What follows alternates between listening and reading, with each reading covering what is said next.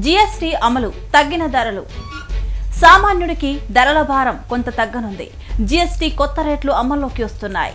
ప్రజల ఖర్చుల భారం తగ్గించేందుకు కేంద్ర ప్రభుత్వం జీఎస్టీ రేట్లను తగ్గించింది. పాల నుంచి పిండి వరకు, టీవీ నుంచి కారు వరకు దాదాపు 400 వస్తువుల ధరలు తగ్గిపోతున్నాయి. సామాన్యుడి జేబుకి ఇదో పెద్ద ఊరటనే చెప్పాలి. మరి ఏ వస్తువులు చౌకవుతాయి, ఏవి ఖరీదవుతాయి తెలుసుకుందాం. దేశవ్యాప్తంగా నేటి నుంచి కొత్త జీఎస్టీ 2.0 విధానం అమల్లోకి వచ్చిన తరుణంలో సామాన్య ప్రజలు ఆనందంలో మునిగి తేలుతున్నారు. పండుగకు ముందే ప్రధాని చేసిన జీఎస్టీ తగ్గింపు ప్రకటనపై హర్షం వ్యక్తమవుతుంది. నిత్యావసరాల నుంచి ఎలక్ట్రానిక్స్, మందులు, వైద్య పరికరాలు, వాహనాలు, బీమా పాలసీ ప్రీమియం ధరలు తగ్గనున్నాయి. జీఎస్టీ 2.0లో మొత్తం 375 రకాల ఉత్పత్తులపై పన్ను రేట్లు తగ్గనున్నాయి. అయితే మందులు, నిత్యావసరాల ప్యాక్లపై కొత్త ధరలు ముద్రించకున్నా విక్రయాల్లో మాత్రం తక్కువ ధరలు అమలు కావాలని ప్రభుత్వం ఇప్పటికే స్పష్టం చేసింది.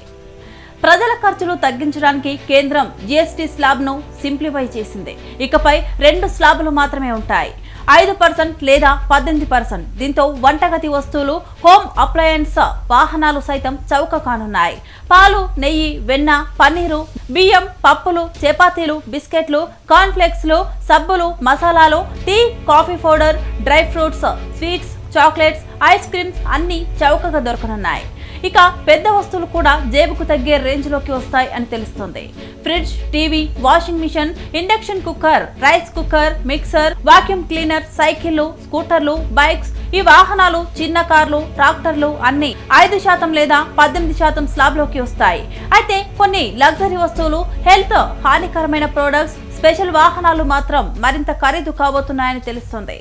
Pan masala, soft drink, energy drinks, పొగాకు ఉత్పత్తులు, లగ్జరీ కార్లు, పెద్ద బైక్స్, ఎస్యూవీలు, జెట్స్, హెలికాప్టర్లు అన్నిటి మీద జీఎస్టీ పెరిగే అవకాశం ఎక్కువగా ఉంది.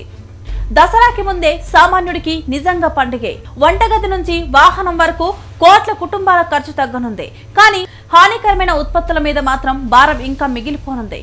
మొత్తానికి జీఎస్టీ రేట్ల మార్పు సామాన్యుడి బడ్జెట్ కి ఊరట ఇస్తుందనడంలో సందేహమేమీ లేదు.